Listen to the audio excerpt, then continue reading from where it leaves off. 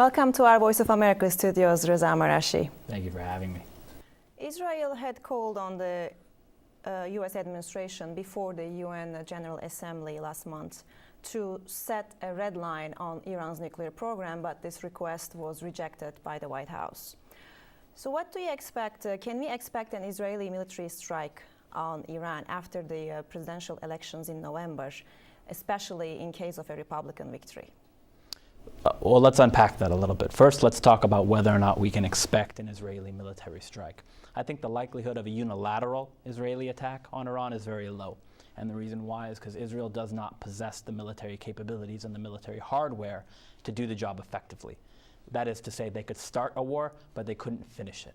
The United States is the only country that possesses the actual military and technological capabilities that would be required to quote-unquote finish the job.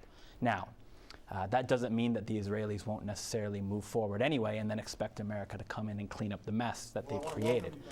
There certainly is a risk of that happening, but right now I think the risk of that happening is very low. And we've seen the Israeli government, the Netanyahu government specifically, take actions to try to box America in and reduce its political options to try to solve this problem peacefully. Now, should Mitt Romney win, I do think the likelihood of a military strike on Iran by the United States in tandem with Israel does go up exponentially. And the reason why I say that is because I take the words of Mitt Romney's foreign policy advisors at face value. 17 of his 24 foreign policy advisors were foreign policy advisors in the George W. Bush administration. All of his Middle East foreign policy advisors are neoconservatives, the same people that pushed, sold the Iraq War, which we all know how that turned out. So in the bigger scheme of things, I think it's something that we need to be concerned about. In the bigger scheme of things, I don't think it's rhetoric. And everybody, whether it's the United States. What else can be done to convince Iran to cooperate and to be more transparent about its nuclear program? And what that means is, in order to create political space to resolve the broader conflict between Iran and the United States, there is going to have to be some progress on the nuclear front. Iran is going to have to make compromises on its program with regards to limiting its enrichment to 5% maximum inside the country. It's going to have to reduce the stockpile of 20% enriched uranium that it currently has, and it's been doing so over the last month or two, by the way, as the IAEA reports have noted. And the Iranian government is going to have to be more forthcoming with the IAEA about the history of its nuclear program, particularly the dimensions of its nuclear program that were suspected to have military components. Now, on the flip side, in order to get the Iranian government to do these things that we'd all like to see them do, you're going to have to give them something in return. And that's not a popular thing to say in Washington, but if you don't give something in return, then it becomes really trying to make a government capitulate. And we've not seen in the 33-year history of the Islamic Republic of Iran this government back down as a result of pressure. They say actually very clearly, we respond to pressure with pressure. We respond to threats with threats. So what the United States could offer Iran in an effort to build a confidence-building measure is sanctions relief, which would have to come from the White House because Congress isn't lifting any sanctions anytime soon. And in addition to sanctions relief, the European Union can offer sanctions relief as well. Now, Europe can offer sanctions relief in a much easier way than the United States can. The president can use his waiver authority to lift sanctions, but Congress isn't going to lift them. Too much political pressure from Israel and other actors for the Congress to lift sanctions. In the European Union, it can be done with the stroke of a pen. A prime minister in a European country or a president in a European country can go to their respective colleagues in the European Union and they can agree to lift sanctions.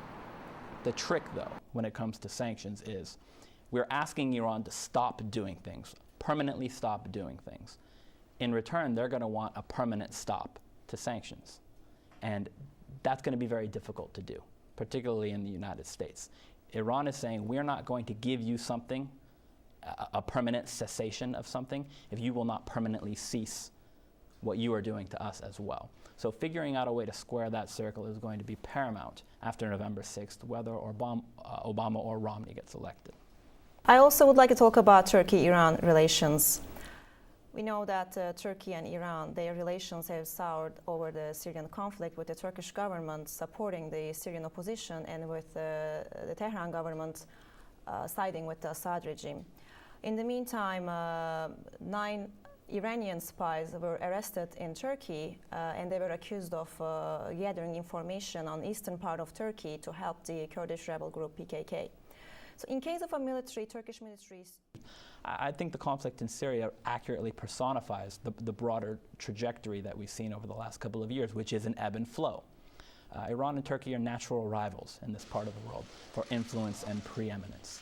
So sure, you certainly saw the relationship become much rosier in 2006, 2007, 2008. Even in 2009, after the very controversial Iranian elections that took place. What ended up causing the relationship to sour a bit was Turkey agreeing to host the radar system on Turkish soil. And then when the Arab Spring took place, Iran and Turkey found themselves on very different sides of the equation, but for very different reasons. Moving forward, I think you'll continue to see this rivalry between Iran and Turkey continue.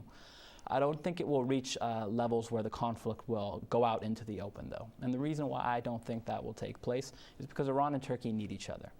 Iran needs Turkey for access to international markets. Turkey needs Iran for energy resources. So going forward, I think Erdogan and whichever Iranian official will be conducting negotiations with Turkey realize the investment they've made in the relationship to date, realize that they need to double down on this investment for their own national security reasons, and will continue to try and troubleshoot the relationship to an extent where it at least remains cordial. Thank you very much for joining us today, Reza. Thank you for having me.